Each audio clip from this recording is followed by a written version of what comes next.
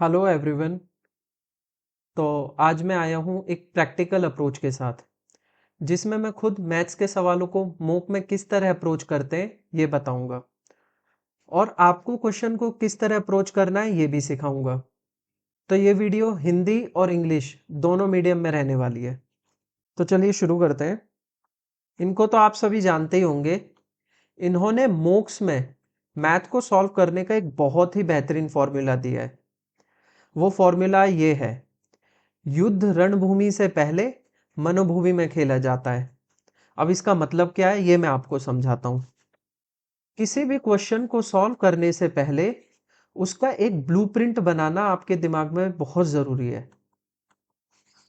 ये ब्लूप्रिंट ही है जो आपको ये बताएगा कि ये पर्टिकुलर क्वेश्चन आपको फर्स्ट गो में सॉल्व करना है, सेकंड गो में सॉल्व करना है या सबसे लास्ट में सॉल्व करना है। यह अपने आप में एक स्किल है जिसका इस्तेमाल करते हुए आप मॉक्स में बहुत ही अच्छा स्कोर कर सकते हैं। ये ब्लूप्रिंट है क्या, इसको समझने के लिए एक पेडिग्री ट्री बनाते हैं जिसके बारे में विस्तार में मैं नेक्स्ट वीडियो में बताऊंगा। फिलहाल मैं इसका एक छोटा सा ओवरव्यू दे देता हूं। मैथ्स को आप दो हिस्सों में बांट लो। पहला एरिथमेटिक, दूसरा एडवांस मैथ। एरिथमेटिक में टॉपिक आते हैं टाइम एंड डिस्टेंस वाला, परसेंटेज वाला, प्रॉफिट एंड लॉस वाला। वहीं एडवांस में टॉपिक आते हैं लाइन वाला, सर्कल वाला, ट्राइंगल, क्वाड्रिलेटरल वगैरह। इन सभी चीजों को ध्यान रखते हुए ही हम क्वेश्चन सॉल्व करेंगे। अब मैं खुद एक प्रैक्टिकल अप्रोच से आपको सॉल्व करके दिखाऊंगा कि मॉक में कैसे सॉल्व करते हैं, या मैं जब मॉक सॉल्व करता हूं तो मैं किस किस चीज का ध्यान रखता हूं। तो चलिए क्वेश्चन वन से शुरू करते हैं। यहां मैं क्वेश्चन को तुमको सॉल्व कर कर नहीं दिखाऊंगा, पर मैं ये बताऊंगा कि तुम्हारी अप्रोच क्या रहनी चाहिए सॉल्व करते समय। आपके दिमाग में क्या ब्लूप्रिंट बनना चाहिए क्वेश्चन का। अगर इस चीज में आपकी क्लैरिटी रहेगी तो आपकी एक्यूरेसी बनी रहेगी, दूसरा आपकी सिली मिस्टेक नहीं होंगी। अब अगर मैं इस क्वेश्चन को देखूं तो काफी लंबा चौड़ा क्वेश्चन है, मतलब 2 लाइन का, जिसमें लैंग्वेज है। अब क्या होता है कि कई बार हम बिना पढ़े आगे बढ़ जाते हैं बस लैंग्वेज को देखकर कि इतनी लंबी लैंग्वेज है, इसको पढ़ेंगे, ये है वो है। पर ज्यादा लैंग्वेज का मतलब है कि इंफॉर्मेशन आपको ज्यादा दे रखी है, तो आप एटलीस्ट क्वेश्चन को पढ़ें। अब अगर मैं इस क्वेश्चन को पढ़ूं तो मैं देखता हूं Harshita and Aditya open A coaching class. उन्होंने एक कोचिंग क्लास खोला। द कैपिटल आदित्य की 3/2 है हर्षिता के, हर्षित के। आफ्टर 6 मंथ, 6 महीने बाद आदित्य ने विड्रॉ कर लिया 3/4 कैपिटल, और 9 मंथ्स के बाद हर्षित ने विड्रॉ कर लिया हाफ कैपिटल।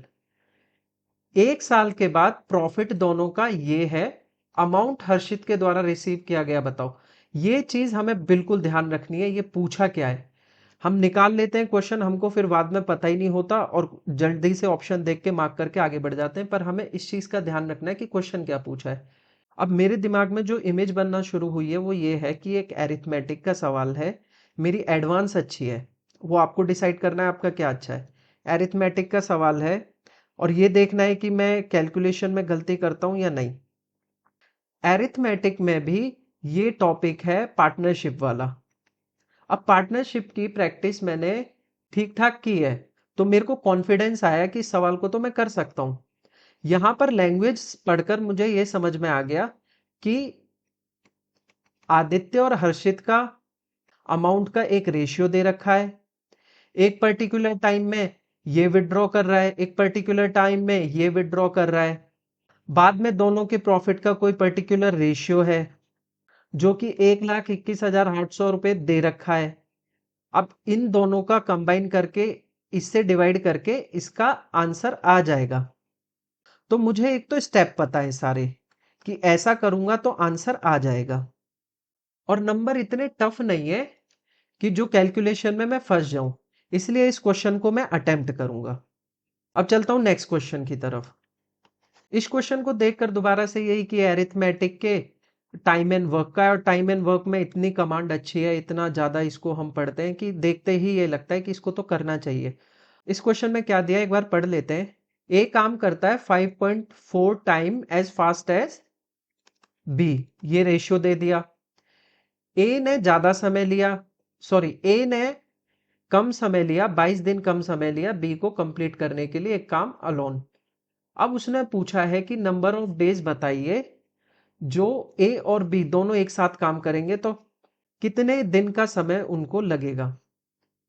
देखो ये इतना टफ क्वेश्चन नहीं है, इसे फर्स्ट गो में करना चाहिए क्योंकि रेशियो हमको गिवन है। इसको मैं सीधे सीधे कन्वर्ट करना चाहूँ तो 14:10, बाद में 27:5 रेशियो आ गया।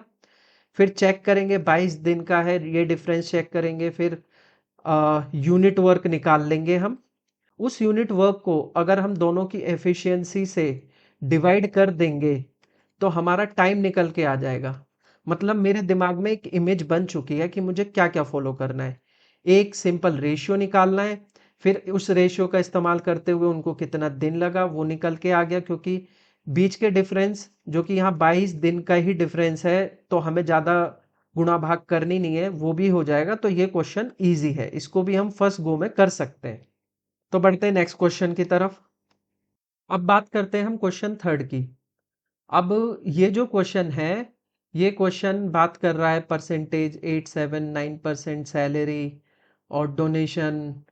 हमको निकालना है donation of A and see what percent of total salary, मतलब लगभग लगभग परसेंटेज का एक सवाल है। फिर भी इस क्वेश्चन को मैं फर्स्ट गो में नहीं करूंगा। रीजन, इसका रीजन मैं आपको पहले इसकी लैंग्वेज पढ़ता हूँ फिर बताता हूँ कि ए बी सी ने डोनेट किया इतना इतना इतना परसेंट अपनी सैलरी का। सैलरी ए और बी की सेम है और दोनों की सैलरी का डिफरेंट डोनेशन इतना है। मतलब कि अगर दोनों की सैलरी सेम है तो 8% ए का और 7% बी का तो सेम ही होगा। मतलब अगर इसकी भी 100 है तो इसकी भी 100 है। तो ये जो 1% की वैल्यू है ये दे रखी है 259। ठीक है, दोनों का डोनेशन कितना, 8, 7, 15%, जिसकी वैल्यू यहां से निकल आएगी। 1% कितनी दी है तो 15% की निकालनी है।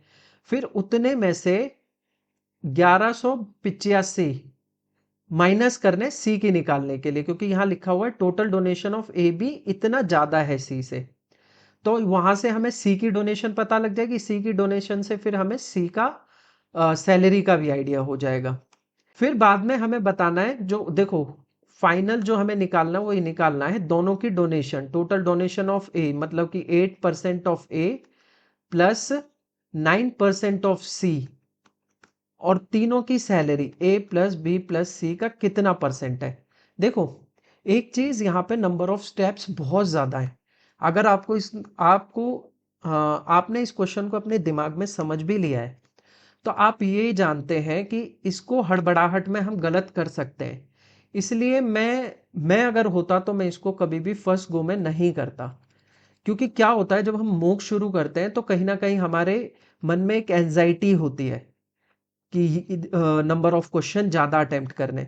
लेकिन आप देखते हो कि जैसे यहाँ हमने पेपर शुरू करना स्टार्ट किया तो हमारी एंजाइटी मान लो यहाँ पर है, तो धीरे धीरे धीरे धीरे हम सेटल होते चले जाते हैं एग्जाम में, और एक पर्टिकुलर टाइम के बाद हम बहुत काम हो जाते हैं और हमारी सोचने समझने की क्षमता बढ़ जाती है। इसलिए उस पर्टिकुलर पॉइंट पे इस सवाल को करने पर हमें एक बार में आंसर इसका आ सकता है। तो वैसे मैंने आपको तरीका भी बता दिया, मैंने ब्लूप्रिंट भी बता दिया इसको कैसे करना है। पर मैं इसको अगर अटेम्प्ट करता तो मैं इसको सेकंड गो में करता या फिर इसको मैं लास्ट में करता। तो बढ़ते हैं नेक्स्ट क्वेश्चन की तरफ। ये फिर एक क्वेश्चन एरिथमेटिक से आ गया और ये इनकम एक्सपेंडिचर वाला सवाल है और इस पर मेरी अच्छी खासी कमांड है। अब इसमें ये बोल रहा है कि एक पर्सन की इनकम जो है वो 80,000 थी, उसका मंथली एक्सपेंडिचर इतना था। अगर हम इनकम को इंक्रीज कर दें 16% और उसके एक्सपेंडिचर को इंक्रीज कर दें 8%, तो सेविंग क्या होगी। देखो मेरे दिमाग में ना पढ़ते पढ़ते ही एक जो स्टेप्स हैं वो बन गए। यहाँ से इसका कोई मतलब नहीं है नंबर्स का, यहाँ मैं कुछ भी ले सकता है, इनको मैं रेशियो में कन्वर्ट कर सकता हूँ। ये 80:45 हो सकता है, इसको और काटेंगे तो हम 16:9 होगा। अब देखो क्या होता है, 16 में से 9 घटाओगे तो शेविंग का रेशियो आ जाएगा। तो 16 में से 9 गए 7, मतलब सेविंग हो गई 7, एक्सपेंडिचर 9 हो गया और टोटल जो इनकम हो गई वो हो गई 16। अब एक्सपेंडिचर मैं इसको वेटेज एवरेज से सॉल्व करता हूँ ऐसे सवालों को। तो यहां पर मैं लिख लेता हूं एक्सपेंडिचर साइड पे कितना इंक्रीज हुआ 8%, और इनकम साइड पे कितना परसेंट हुआ 16%। अब इसका इस्तेमाल करते हुए मैं यहाँ पर जो भी सेविंग में इंक्रीज हुआ या डिक्रीज हुआ, पहली बात तो इंक्रीज होगा क्योंकि आप वेटेड एवरेज में जानते हो कि ये यहाँ पर एक वैल्यू होती है, यहाँ पर एक वैल्यू होती है, इन दोनों का एक तरीके से मीन होता है। तो यहाँ 8 से 16 हो गई, तो ये 16 से बड़ी ही वैल्यू होगी। ये देखते हुए भी हम जो है ऑप्शन एलिमिनेट कर सकते हैं, पर यहाँ पर ऑप्शन 16 से ज़्यादा ही है, तो यहाँ पर कुछ पर्टिकुलर इंक्रीज आएगा निकालने के बाद। इस तरीके से मैं इसको कर सकता हूँ, मतलब मेरे दिमाग में आ गया था कि ऐसे ऐसे करके मैं सॉल्व कर सकता हूँ। और नंबर्स इतने ज़्यादा टफ नहीं है, या मतलब रेशियो में कन्वर्ट करने के बाद मैं एक ऐसे नंबर पे लेकर आ सकता हूँ जहां से मैं इजीली सॉल्व कर सकता हूँ इसको। तो मैं यहाँ पर लाकर इसको डेफिनेटली फर्स्ट गो में सॉल्व कर देता। बाकी मुझे लगता है एक फ्रेशर जो होता है ऐसे सवालों से अक्सर टकराता ही रहता है, अगर वो पीवाई क्यू करता है तो उसको भी ये क्वेश्चन फर्स्ट गो में ही सॉल्व करना चाहिए। तो चलते हैं नेक्स्ट क्वेश्चन की तरफ। हाँ, अब ये एक क्वेश्चन आया एडवांस का। ये ट्राइंगल इक्विलेटरल ट्राइंगल का एक क्वेश्चन है। पहली बात मैं आपको बता दूं कि जब हम टीयर 1 के मॉक सॉल्व करते हैं तो हमें एक चीज का अंदाजा होना चाहिए कि एरिथमेटिक का वेटेज एडवांस से बहुत ज्यादा होता है। तो हमें अपनी प्रिपरेशन के दौरान, प्री के दौरान एरिथमेटिक के नंबर ऑफ क्वेश्चन ज्यादा सॉल्व करने चाहिए। ऐसा नहीं है कि इसको नजरअंदाज कर देना चाहिए, पर स्ट्रेटेजी को ध्यान में रखते हुए हमें एरिथमेटिक को स्ट्रॉन्ग बनाना है। एडवांस हमें अगर बेसिक आती है तो भी हमारा काम चल जाएगा प्री के पॉइंट ऑफ व्यू से। मैं मेंस की बात नहीं कर रहा हूं, यहां मैं प्री की बात कर रहा हूं। हमको एक स्मार्ट वर्क करना है, हार्ड वर्क नहीं करना है। हार्ड वर्क भी करना है एक तरीके से, पर स्मार्टली हार्ड वर्क करना है।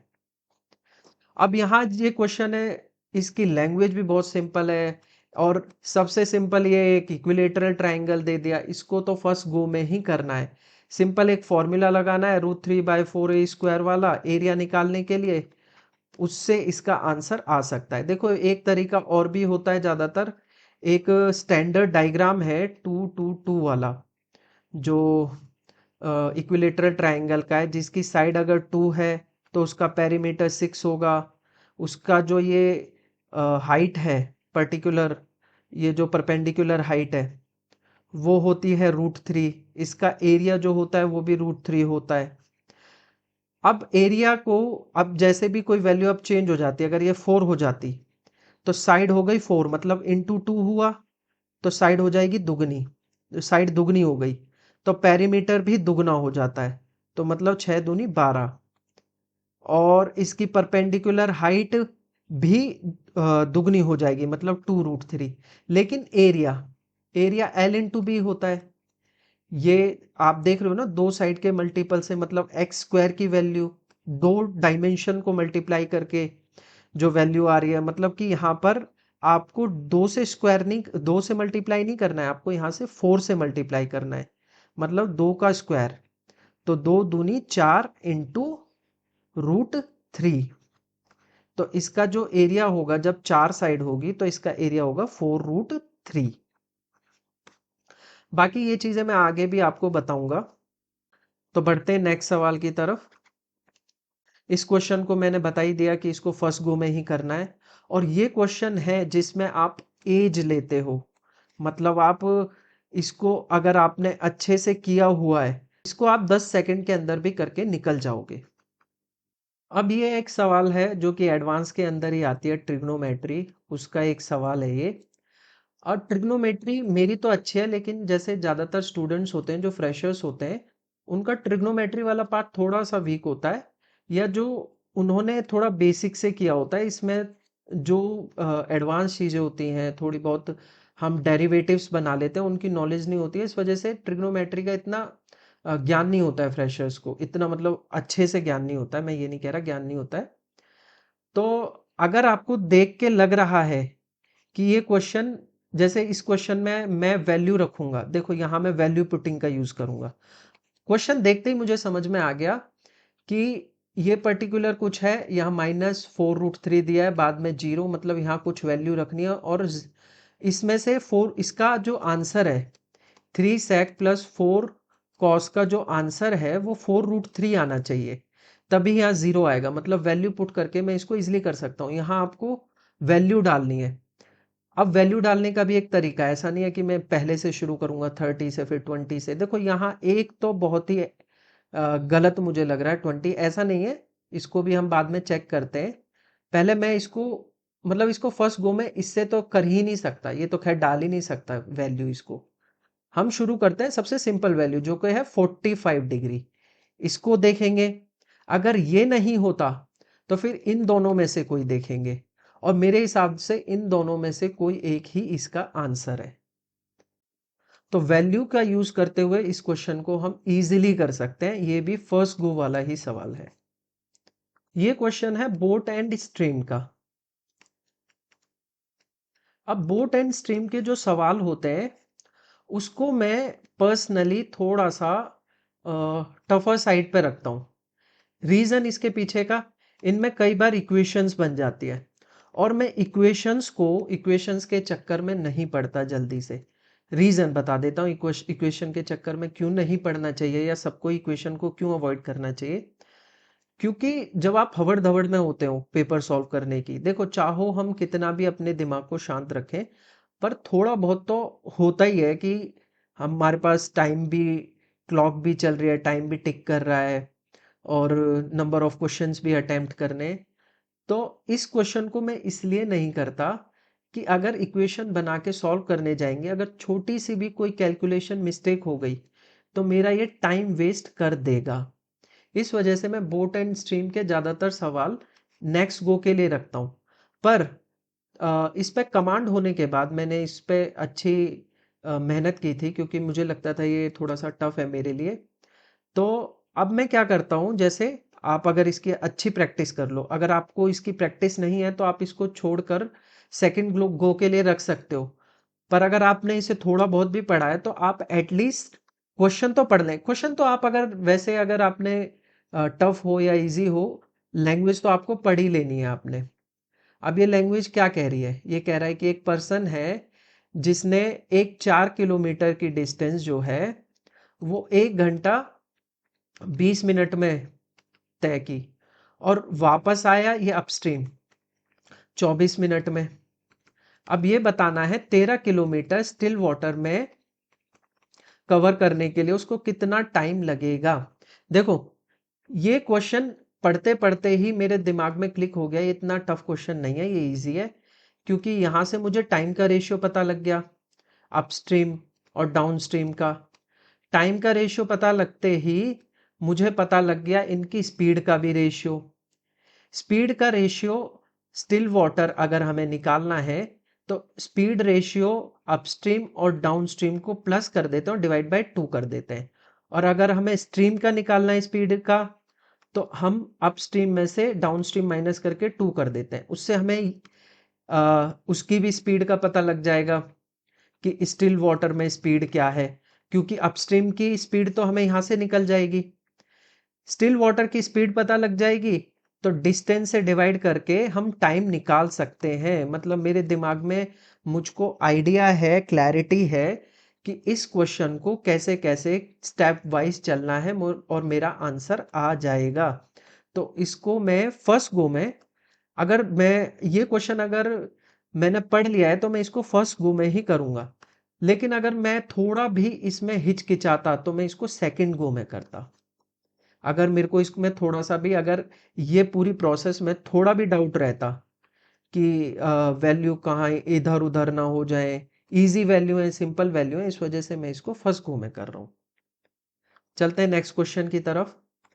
अब इस तरह के सवाल बहुत ही सिंपल होते हैं। देखो जब आप प्रैक्टिस कर लेते हो ना, तो आपको सवाल देखते ही समझ में आ जाता है कि इसको आप किस कैटेगरी में डाल सकते हो। ये सिमिलैरिटी का एक बहुत ही सिंपल क्वेश्चन है। बस कुछ नहीं करना, दोनों को कंपेयर करके वैल्यू निकल के आ जाएगी, लेंथ निकल के आ जाएगी। और आपको मेरे ख्याल से जब आप इसकी अच्छी प्रैक्टिस कर लोगे तो इसको आपको पेन एंड पेपर का इस्तेमाल भी नहीं करना पड़ेगा। वैसे पेन एंड पेपर का इस्तेमाल ज़्यादातर आपको किस चीज़ के लिए करना है, कैलकुलेशन के लिए करना है। अच्छा हाँ, मैं इसका मतलब ये नहीं कह रहा हूँ कि आप सिर्फ कैलकुलेशन ही करेंगे कुछ स्टेप। आप दिमाग में आपकी रिटेंशन पावर इतनी होनी चाहिए कि आप 1 2 3 स्टेप स्किप कर पाए। पर ऐसा नहीं है कि आप अपने दिमाग में ही लगे पड़े हैं, पहले ये होगा फिर वो ये वो। इसमें क्या होता है, अगर छोटी सी भी गलती हुई तो आपकी एक बहुत सिली मिस्टेक हो सकती है और जिसका आपको खामियाजा मेंस में प्री में भुगतना पड़ सकता है। ठीक है, इसलिए मैं आपको सलाह दूंगा कि 1 2 स्टेप अगर आपकी रिटेंशन पावर अच्छी है तो आप स्किप कर सकते हैं। और pen and paper calculation, calculation तो आप दिमाग में ना ही करें, पेन एंड पेपर का इस्तेमाल करें ज़्यादातर। क्योंकि ज़्यादातर अगर एग्ज़ाम के दौरान आप कैलकुलेशन दिमाग में करते हैं और पेन पेपर का ज़्यादा इस्तेमाल नहीं करते हैं तो डिजिट इधर उधर होने से ही सवाल मतलब आपके आंसर चेंज हो जाते हैं। ठीक है, तो ये एक इजी क्वेश्चन था।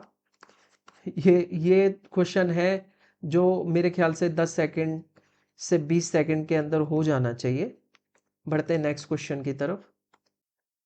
ये क्वेश्चन है सिंपल इंटरेस्ट का। अब इसमें क्या दे रखा है, पहले इसको पढ़ लेते हैं कि पहले 2 सालों में 6% है, अगले 3 सालों में 10% है पर एनम जो इंटरेस्ट है सिंपल, और 5 साल के बियॉन्ड, ये जो दोनों को मिला के 5 साल होते हैं उसके बियॉन्ड जो है वो 12% है। अब देखो इसकी जो 5 साल के बियॉन्ड वाली जो इंफॉर्मेशन होती है वो आगे कहीं दे रखी होती है, जैसे यहाँ आफ्टर 7 years जो इंटरेस्ट है वो इतना है। ठीक है, मतलब 7 years की बात कर रहे हैं तो ये 2 साल का है। तो अभी इसने पूछा है कि उसने कितना मनी इन्वेस्ट किया था वो बताना है, हमें हमें प्रिंसिपल अमाउंट बताना है। यहाँ सिंपल है, 2 साल, 6 दूनी 12 और 10 तिया 30 और 12 दूनी 24, इसको प्लस करके टोटल इंटरेस्ट निकल के आ जाएगा। उसकी वैल्यू यहाँ दे रखी है और हम 100% की वैल्यू निकाल के आंसर निकाल सकते हैं। मतलब ये क्वेश्चन भी फर्स्ट गो में करने वाला है, ये सिंपल इंटरेस्ट का इजी क्वेश्चन है। अब देखो ये चीजें मेरे दिमाग में बहुत क्लियर थी कि पैटर्न ये कैसे रियलाइज होगा कि ये इस टाइप का क्वेश्चन है या ये इतना इजी क्वेश्चन है। ये जितने आप प्रीवियस ईयर क्वेश्चन करेंगे या आप सेक्शनल मॉक्स देंगे, मतलब जितनी प्रैक्टिस करेंगे तो आपके दिमाग में क्लैरिटी आती रहेगी कि ये क्वेश्चन अटेम्प्ट कर सकता हूं नहीं कर सकता। अगर ऐसे पैटर्न का भी क्वेश्चन नहीं भी देखा होता तो भी लैंग्वेज पढ़ने के बाद समझ में आ रहा था कि ऐसे ऐसे करके मैं आंसर तक पहुंच सकता हूं। ठीक है, तो इसको भी फर्स्ट गो में हम कर सकते हैं। एज सच इसमें कोई इतना टफ कैलकुलेशन भी नहीं है, पॉइंट वगैरह ये अप्रोक्सीमेशन नहीं है कि जो हम इसको सेकंड गो के लिए रखें। बढ़ते हैं अगले सवाल की तरफ। ये सवाल है आपका एरिथमेटिक सेक्शन के टाइम एंड डिस्टेंस का। इस क्वेश्चन में क्या कह रहा है कि एक आदमी जिसने सम पार्ट ऑफ 40 किलोमीटर, मतलब 40 किलोमीटर टोटल है, उसका कुछ डिस्टेंस उसने 1 घंटे में कवर किया। He finds that the ratio of distance travel to the remaining distance is 5:3। मतलब कि जो उसने ट्रेवल किया था और जो बचा हुआ डिस्टेंस है उसका रेशियो 5:3 है। तो देखो रेशियो पता है हमें, टोटल डिस्टेंस पता है और इससे जुड़ा हमें टाइम पता है। ये 8×5 = 40, 5×5 = 25, ये 25 किलोमीटर है, 1 घंटे में कवर करेगा तो 25 किलोमीटर पर आवर इसकी जो है इसका आंसर है। मतलब ये एक इजी क्वेश्चन है, पर ये भले ही इजी क्वेश्चन है पर इसकी लैंग्वेज कई बार जब हम हड़बड़ाहट में सवाल को पढ़ते हैं तो हमें उलझा देती है।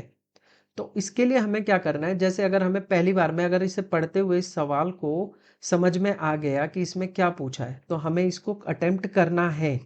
ठीक है, लेकिन सवाल पढ़ते में या तो हमें वो सवाल समझ ना आए, ठीक है, या दूसरी चीज है अगर सवाल हमने समझ लिया है पर डिजिट्स थोड़ी डिफिकल्ट हैं या मतलब थोड़ा सा दिमाग में थोड़ा सा भी डाउट है किसी कोने में, तो कुछ नहीं करना, हमको इस सवाल को स्किप करना है।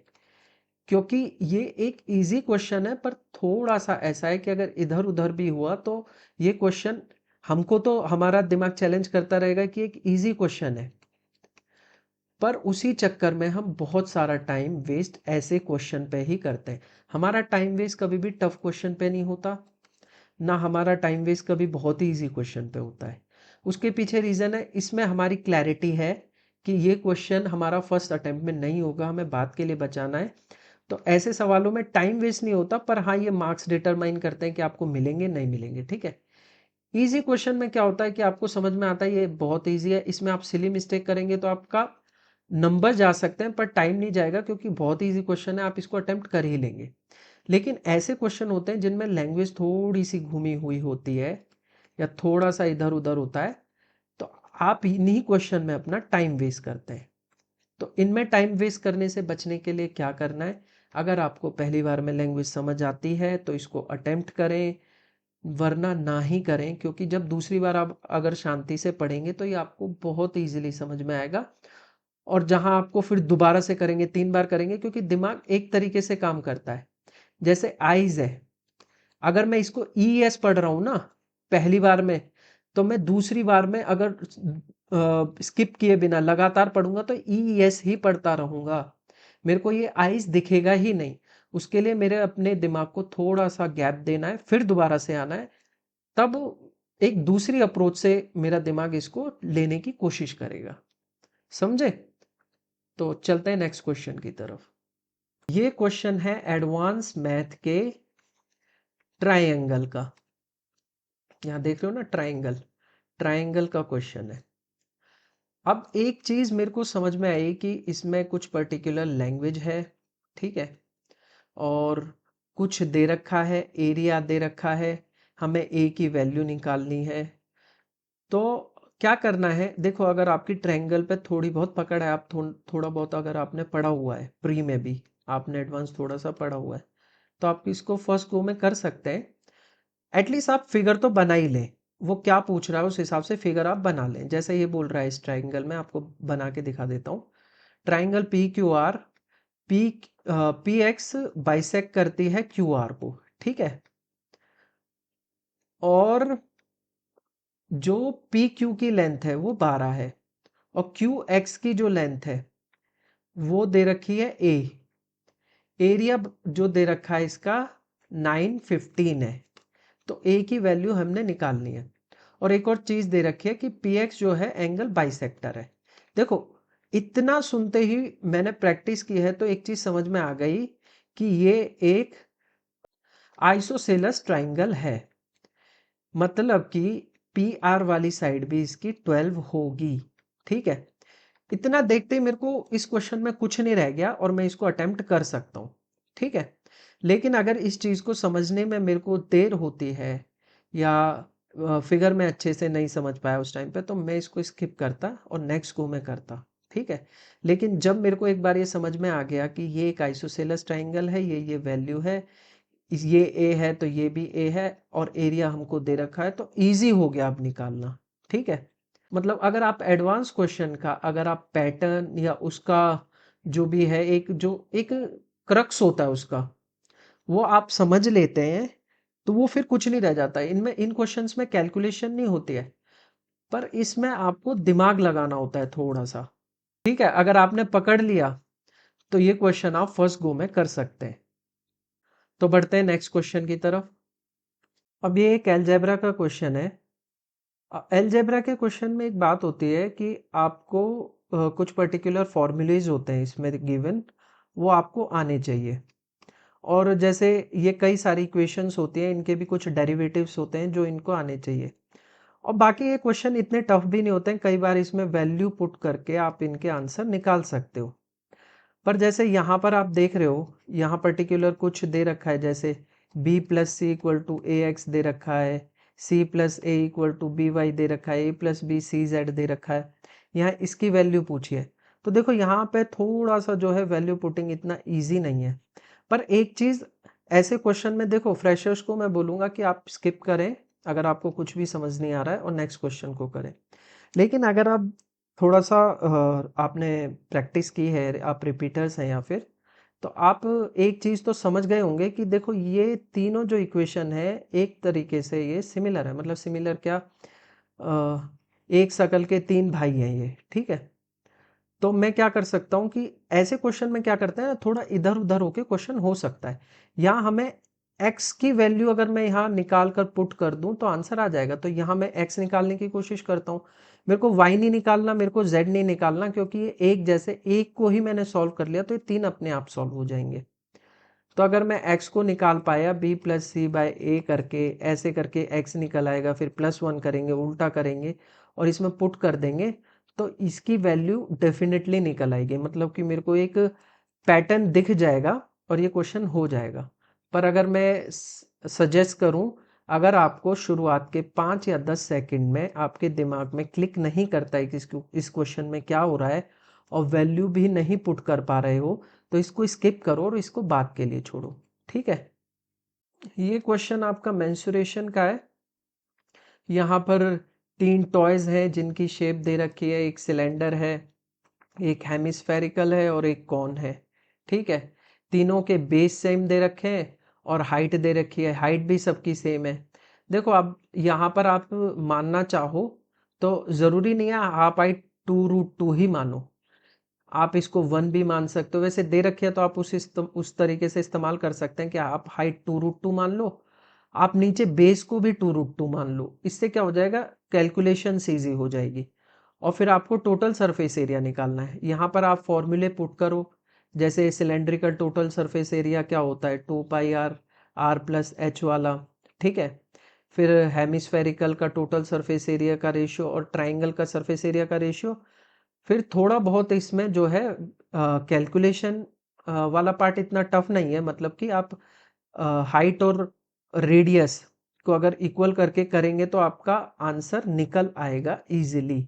तो इसको आप फर्स्ट गो में कर सकते हो आराम से। तो बढ़ते हैं नेक्स्ट सवाल की तरफ। और जितनी भी बातें मैं ये लिख कर बता रहा हूँ ये आपको अपने दिमाग में करनी है। आपको अपने दिमाग में सोचना है कि मुझे हाँ ये फॉलो करना है, फिर ये फॉलो करना है और ये फॉलो करना है, आंसर आ जाएगा। फिर आपको उस तरीके से करते हुए जाना है और आपका हो जाएगा। अब आपको लगता है कि यार इतना टाइम कहाँ है, हम इसको दिमाग में ये सोचेंगे, पहले ये करना है फिर ये करना है या वो करना है। तो मैं आपको बता दूं, आपका दिमाग आपके हाथ से तेज चलता है। ठीक है। आपको अगर ये लगता है कि आप सोचते समय बहुत ज़्यादा टाइम, इस पूरी प्रोसेस में आपका ज़्यादा से ज़्यादा 5 सेकंड ही खर्च होंगे, पर ये 5 सेकंड आपको बहुत सारी सिली मिस्टेक से बचा देंगे, आपकी एक्यूरेसी बढ़ा देंगे, आपके नंबर ऑफ अटेम्प्ट्स बढ़ा देंगे। मतलब आपका जो रिस्क टू रिवॉर्ड है वो बहुत ज़्यादा है। इसलिए आपको ये प्रैक्टिस अपनी प्रिपरेशन के दौरान करनी है। यही एक स्ट्रैटेजी है जो एक डिफरेंस क्रिएट करती है। अब ये क्वेश्चन बहुत ही सिंपल है, HCF निकालना है। हाँ, एक चीज आ सकती है, हम सोचते हैं कि अगर ये क्या ही है, बहुत ही इजी है, पर इसमें गलती कहाँ हो जाती है, कई बार हम HCF की जगह LCM निकाल देते हैं और LCM की जगह HCF निकाल देते हैं। तो थोड़ा सा ध्यान यहाँ पर आपको ये रखना है। ये क्वेश्चन मैं जो बता रहा था ना आपका कि सुपर इजी होते हैं, पर ये आपके यही क्वेश्चन होते हैं जो आपसे सिली मिस्टेक कराते हैं। तो इस चीज का आपको बस इन क्वेश्चन में ये ध्यान देना है। ठीक है।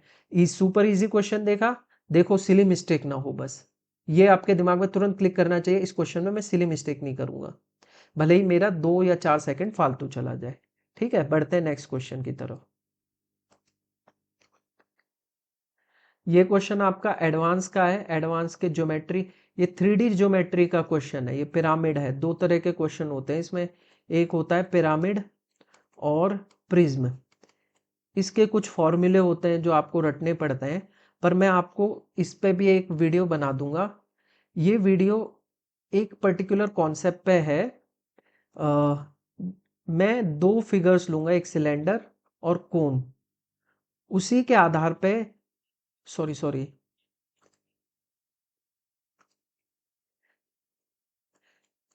पिरामिड और प्रिज्म। इधर पिरामिड साइड पे लेते हैं कोन और प्रिज्म साइड सिलेंडर। इन दोनों के फिगर के आधार पर ही पिरामिड और प्रिज्म इतने अच्छे से समझा दूंगा कि आप जिंदगी में ये क्वेश्चन तो आपके लिए एक तरीके से हलवाई हो जाएंगे, सुपर इजी हो जाएंगे। लेकिन अगर आपको इस क्वेश्चन पे कमांड नहीं है तो ये क्वेश्चन आप छोड़ सकते हैं सेकंड गो के लिए। ठीक है। लेकिन वैसे इन क्वेश्चंस में कुछ नहीं होता, फॉर्मूला होता है, पर्टिकुलर वैल्यू पुट करो और आंसर आ जाता है। ये अगर आपको आता है तो होगा, अगर आपको ये निकालना नहीं आता है वॉल्यूम वॉल्यूम, आपको फॉर्मूलेज या जो मैं ये चीज़ बताऊंगा आपको रखना नहीं आता है, तो ये क्वेश्चन आपसे नहीं होगा। ठीक है, इसके लिए आपको प्रिज्म या पिरामिड की जानकारी होना बहुत ज़रूरी है। और अगर ये आपको आता है तो ये एक बार में करने वाला सवाल है। अब ये क्वेश्चन है पाइप एंड सिस्टर्न वाला। पाइप एंड सिस्टर्न के जो क्वेश्चंस होते हैं वो बिल्कुल सेम होते हैं टाइम एंड वर्क की तरह।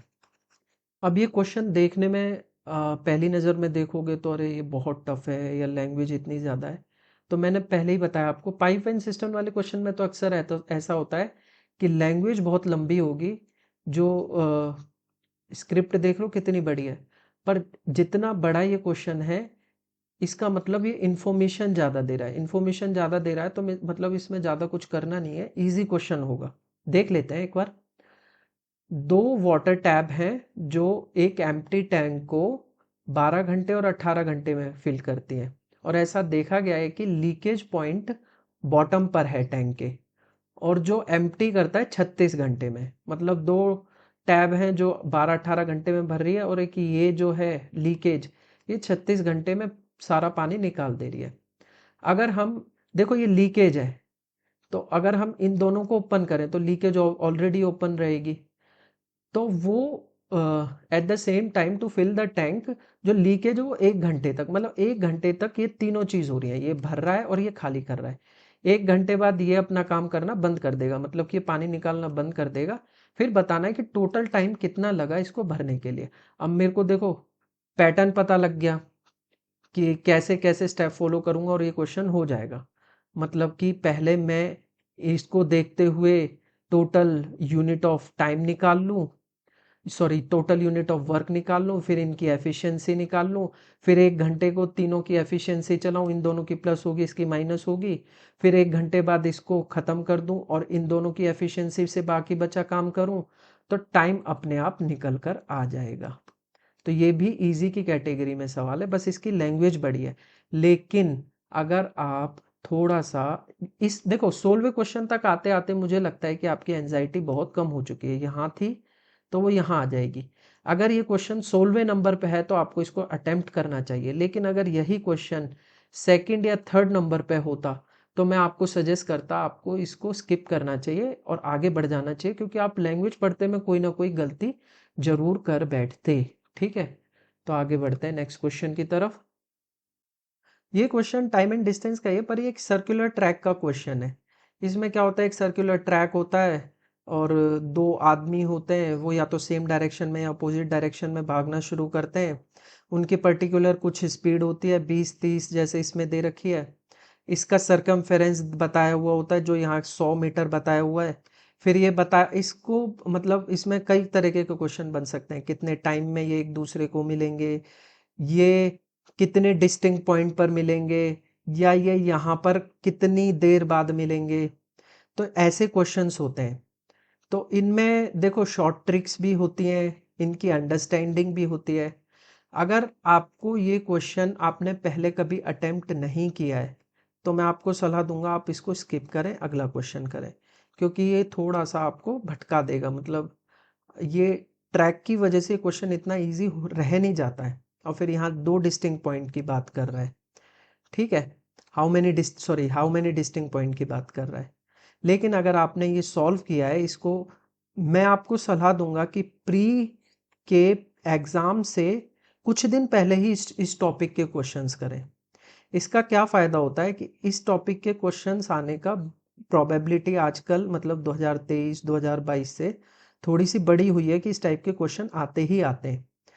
और कई बार क्या होता है ना कि इसमें थोड़ा सा शॉर्ट ट्रिक्स वगैरह है तो आप भूल जाते हो ना कई बार टाइम के साथ। तो मैं आपको सलाह दूंगा कि प्री के कुछ दिन पहले इस टॉपिक को ज़रूर कवर करके जाए। ठीक है, अगर आपको ये सब चीज़ आती है तो ये क्वेश्चन आपका फर्स्ट गो में करने वाला है, नहीं तो आप इसे स्किप करिए, नेक्स्ट क्वेश्चन करिए। ठीक है, और जब आपके पास बहुत टाइम हो तब इसको अटेम्प्ट कीजिए। ठीक है, बाकी मेरे को इसका एक पर्टिकुलर ट्रिक आती थी जिसमें अगर अपोजिट में जा रहे हैं तो दोनों की प्लस हो जाती है, इस वजह से इन दोनों की स्पीड के रेशियो को प्लस कर दो तो डिस्टिंक्ट पॉइंट की जो वैल्यू है वो आ जाती है। जैसे मैंने बताया आपको 20 और 30 को प्लस किया, जो इनका रेशियो 2:3 है, देखो आंसर 5 आ गया ना। और वहीं अगर ये सेम डायरेक्शन में जाते तो इन दोनों के डिफरेंस मतलब कि एक बार ही ये मिलते डिस्टिंक्ट पॉइंट पे। मतलब इस तरीके से हम इस सवाल को कर सकते हैं, लेकिन इसके लिए आपको अ, जो है शॉर्ट ट्रिक या एक बेसिक रूट आपको पता होना चाहिए। बढ़ते हैं नेक्स्ट क्वेश्चन की तरफ। अब ये एक क्वेश्चन है, इस क्वेश्चन में परसेंटेज यूज हुआ है और यहाँ पर असाइनमेंट रेशियो भी यूज हो रहा है। एक तरीके से इसमें वेटेड एवरेज भी लगेगी। इस तरीके के क्वेश्चन को हम मिसलिनियस क्वेश्चन कहते हैं, मतलब कि ऐसे क्वेश्चन जिसमें आपकी सब चीज़ें टेस्ट हो जाती हैं। तो इस क्वेश्चन को आप फर्स्ट गो में नहीं करेंगे, ठीक है। जैसे इस क्वेश्चन को पढ़ते ही समझ में आता है कि जो एक स्कूल में फाइनल ग्रेड है सब्जेक्ट के, वो कैलकुलेट होते हैं एक असाइनमेंट के ग्रेड के बेसिस पे, टेस्ट के और फाइनल एग्जाम के बेसिस पे। असाइनमेंट का वेटेज 28% है, टेस्ट का 22% है और एग्जाम का 50% है। और वो यहाँ पर ग्रेड दे रखे हैं 80, 75 एंड 86। तो उसने पूछा है कि जो फाइनल में ओवरऑल ग्रेड है ईयर का, वो कितना रहने वाला है, ठीक है। तो ऐसे क्वेश्चंस में वेटेज लगती है। ऐसे क्वेश्चंस को देखो, एक तो इजी ये भी होता है कि ऑप्शन एलिमिनेट करके भी कर सकते हैं। देखो अगर ओवरऑल ग्रेड जो निकलेगा वो एक तो 86 से ज़्यादा नहीं होगा और 75 से नीचे नहीं होगा, ठीक है, क्योंकि वेटेड एवरेज लगेगी। तो इससे जैसे ज़्यादा है ये 90 है, ये वाला गलत हो जाएगा। और बाकी तो बीच में ही है, मतलब कि एक ऑप्शन तो हम एलिमिनेट कर सकते हैं। ऐसे भी इस सवाल को अटेम्प्ट किया जा सकता है, पर इसको आपको फर्स्ट गो या सेकंड गो में नहीं करना है। मैं इसको लास्ट के लिए सजेस्ट करूंगा, इस क्वेश्चन को आप लास्ट में करें। बाकी ये इतना टफ क्वेश्चन नहीं है, पर क्योंकि इसमें वेटेज एवरेज लग रही है तो इस वजह से इसमें आपको देखो वैल्यू भी थोड़ी सी एक मतलब ऐसा दिखा रही है कि आपको थोड़ी बहुत कैलकुलेशन करनी पड़ेगी, क्योंकि आंसर पॉइंट में। इस वजह से आपको ये क्वेश्चन लास्ट में अटेम्प्ट करना है। अब बात आती है हिस्टोग्राम, डीआई या ग्राफ वाले क्वेश्चन। देखो ये क्वेश्चन सीजीएल के अंदर, बाकी बैंकिंग वगैरह में या कैट वगैरह में इस पर अच्छे खासे सवाल बनते हैं, पर सीजीएल में बहुत इजी क्वेश्चन बनते हैं ज़्यादातर इस पे। तो टीयर 1 में इजी ही सवाल आते हैं, जितने भी डीआई हिस्टोग्राम के सवाल आते हैं। तो आप ऐसे क्वेश्चंस को फर्स्ट गो में कर सकते हैं, क्योंकि इसमें आपकी बहुत ही सिंपल या तो रेशियो आपका मतलब पूछा होगा कुछ, या परसेंटेज का कुछ पूछा होगा। मतलब कि बहुत ही बेसिक एबिलिटी आपकी जज करते हैं। जैसे आप इस क्वेश्चन को ही पढ़ो, वो स्टूडेंट जिन्होंने 60%, यहाँ पे देखो परसेंटेज ऑफ मार्क दे रखा है कि द नंबर ऑफ क्वेश्चन दे रखा है, नंबर ऑफ स्टूडेंट दे रखा है। तो 60% से कम जो स्टूडेंट हैं वो अप्रोक्सीमेटली व्हाट परसेंट है उन स्टूडेंट के जो 70% या उससे अधिक हैं। तो इधर वालों का परसेंटेज इधर वाले स्टूडेंट से कितना अप्रोक्सीमेटली व्हाट परसेंट लेस है, मतलब कितना परसेंट लेस है वो बताना। मतलब सिंपल परसेंटेज ही आपसे पूछिए। तो ये क्वेश्चन पहली बार में करने का है, तो इसे आप पहली बार में ही अटेम्प्ट करें, ठीक है। इजी क्वेश्चन होते हैं और कैलकुलेशन भी इतनी खास नहीं होगी, आप अप्रोक्सीमेट करके भी इसका आंसर निकाल सकते हैं। बढ़ते हैं नेक्स्ट क्वेश्चन की तरफ। अब देखो फिर यहाँ एक एडवांस का क्वेश्चन आ गया है सर्कल का। देखो ये मोक है, मोक में यहाँ नंबर ऑफ एडवांस क्वेश्चन लगभग लगभग आपको लग रहा होगा कि एरिथमेटिक के बराबर ही है, वेटेज बराबर ही है।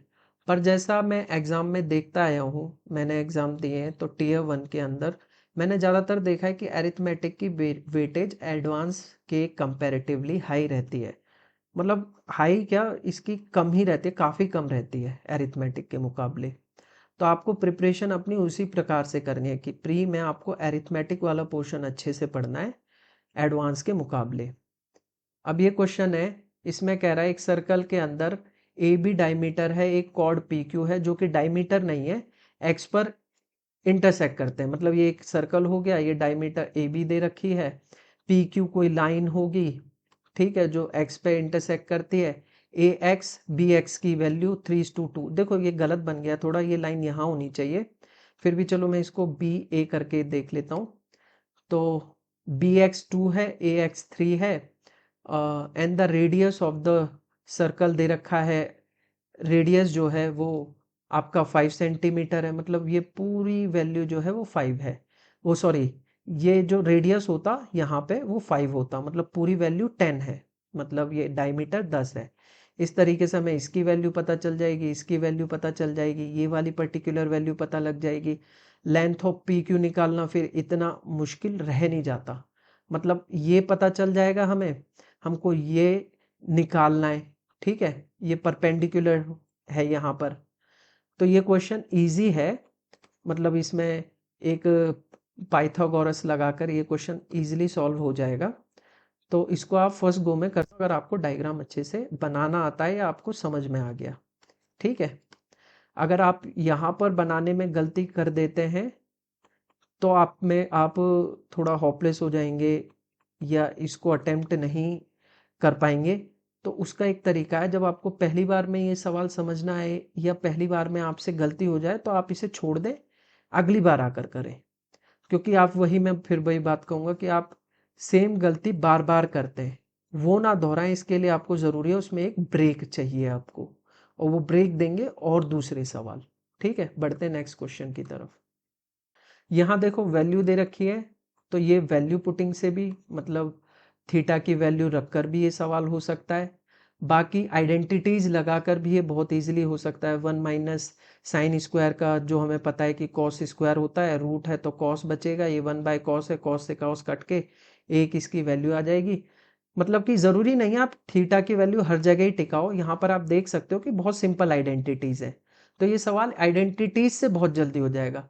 तो ये चीज़ आपको देखते ही समझ आनी चाहिए, आपके दिमाग में ही ये चीज़ चलनी चाहिए कि देखो 1 माइनस साइन स्क्वायर, या तो ये बहुत ईजी है यार, ये इसकी वैल्यू तो मैं रख सकता हूँ, और इसे रखने के बाद और सवाल में कुछ करना नहीं है। तो थीटा रखने पर ये सवाल थोड़ा सा टफ हो जाएगा, क्यों? क्योंकि दो वैल्यूज सेम आ गई, फिर आपको अगली वैल्यू रखनी है। तो इस वजह से आपको ये हमेशा सवाल देखकर डिसाइड करना है कि आपको आइडेंटिटी रखनी है या फिर आपको वैल्यू रखनी है। बढ़ते हैं नेक्स्ट क्वेश्चन की तरफ। अब ये अलजेब्रा का क्वेश्चन है, मैंने आपको पहले ही बताया था कि अलजेब्रा के क्वेश्चंस में आपको कुछ फॉर्मूलेज होते हैं, वो आपको याद होने बहुत ज़रूरी है। अगर आपको फॉर्मूला नहीं आता है तो ये क्वेश्चन आप अटेम्प्ट नहीं कर पाएंगे। यहाँ पर जो फॉर्मूला लग रहा है वो ये वाला लग रहा है, a cube plus b cube plus c cube minus 3abc equal to 1/2 a minus b का whole square plus b minus c का whole square plus c minus a का होल स्क्वायर।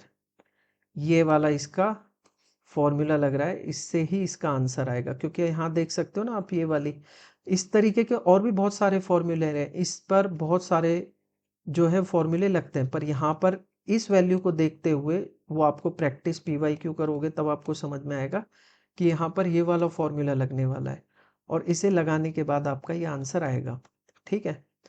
तो यहाँ पर आपका फॉर्मूले की नॉलेज होना बहुत ज़रूरी है। ये आपको दो ही ऑप्शन है यहाँ पे, या तो ये आपको आता है या नहीं आता है। आता है तो आपको इसको फर्स्ट अटेम्प्ट में ही करना है, क्योंकि सिंपल फॉर्मूले में वैल्यू रखनी है। नहीं आता तो फिर इसे छोड़िए और आगे बढ़ जाइए।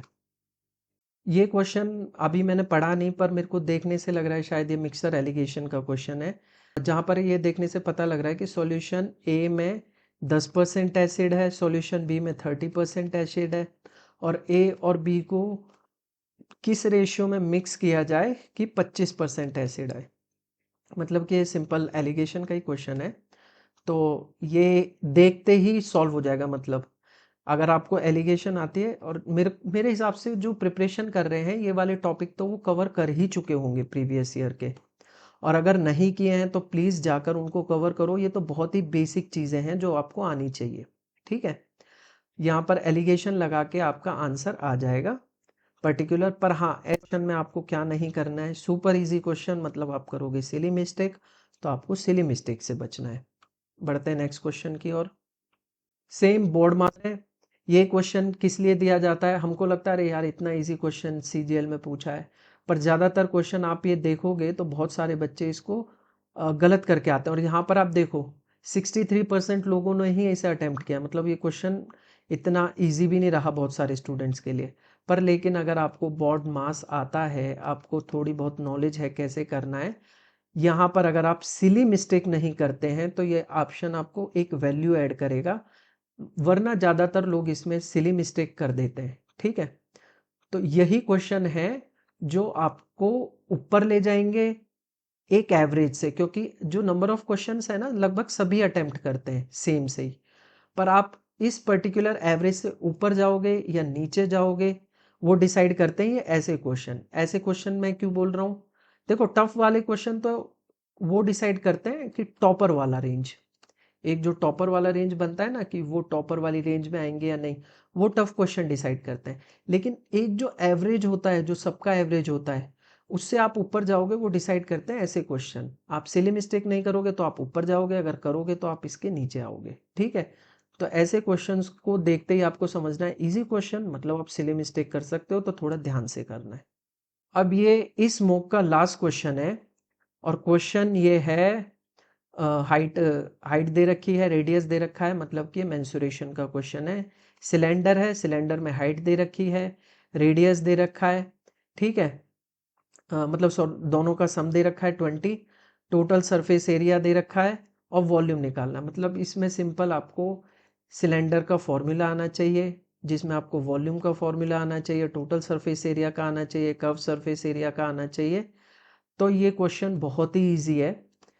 देखो इस क्वेश्चन में ना थोड़ा सा ऑप्शन के साथ भी हम खेल सकते हैं, जैसे वॉल्यूम है 11 का मल्टीपल देख सकते हैं, 7 का, जैसे कई बार जो होता है रेडियस 7 के मल्टीपल में होता था, तो वो अब वो चीज़ इतनी ज़्यादा फ्रिक्वेंट नहीं होती है, पर पहले होती थी तो उससे भी ऑप्शन एलिमिनेट हो जाते थे।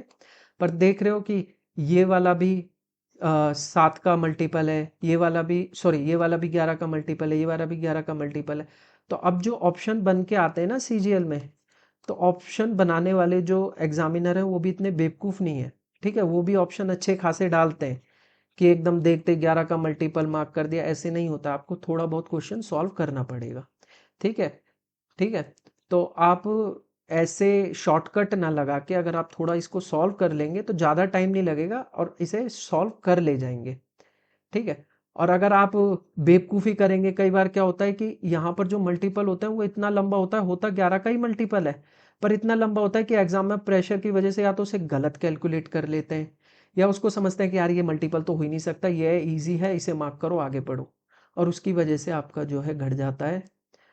जहाँ आपको 2 नंबर मिलने चाहिए थे वहाँ आपके 0.5 भी चले जाते हैं, और आप फिर वही मैंने कहा कि एवरेज से नीचे आ जाते हैं। तो ऐसी गलतियाँ ना करें। यहाँ पर मैंने 25 क्वेश्चन में आपको बताया कि मैं किस तरीके से इन क्वेश्चंस को देखता हूँ या इनको अटेम्प्ट करने का ट्राई करता हूँ। ठीक है, अगर आप ऐसे ही प्रैक्टिस करेंगे तो आप देखना, आप डेफिनेटली, मैं इस चीज़ का दावा करता हूँ कि आपका स्कोर डेफिनेटली इम्प्रूव करेगा। ठीक है, इस ब्लूप्रिंट को अपने दिमाग में छाप लें। ठीक है, और इस पे मैं थोड़ी और चर्चा बाद में भी करूँगा। ठीक है, कि और भी बहुत सारी चीज़ें होती हैं जो आपको देखकर समझ में आती हैं। तो आप जैसे जैसे आगे मेरे साथ जुड़ेंगे मैं बहुत सारी ऐसी चीज़ें शेयर करूँगा जो मैंने प्रिपरेशन के दौरान सीखी। मेरा स्कोर, मतलब कि एक बार ऐसा हुआ कि 130 के आसपास आके फ्रीज हो गया, पर यही कुछ चीज़ें हैं जिनकी वजह से मैंने अपना स्कोर 170 प्लस 170 के आसपास, मतलब बहुत फ्रिक्वेंट हो गया था कि मैं 160 170 के बीच स्कोर कर लेता था। ठीक है, तो ये कैसे आएगा, वो आएगा ऐसी ही छोटी छोटी जो चीज़ें हैं आपको सीखनी है, उससे आपका स्कोर इम्प्रूव होगा। अगर आपने यहाँ तक वीडियो देखी है तो आपका बहुत बहुत धन्यवाद। ऐसी टिप्स एंड ट्रिक्स के लिए इस चैनल को आप सब्सक्राइब कर लें। ये मेरा टेलीग्राम है जहाँ पर मैं बहुत सारे अपडेट डालूंगा, वीडियो के अलावा भी बहुत सारी चीज़ें होंगी जो मैं उसमें डालूंगा, तो आप इसको ज़रूर ज्वाइन कर लें। मिलते हैं नेक्स्ट वीडियो में, तब तक टेक केयर, बाय बाय।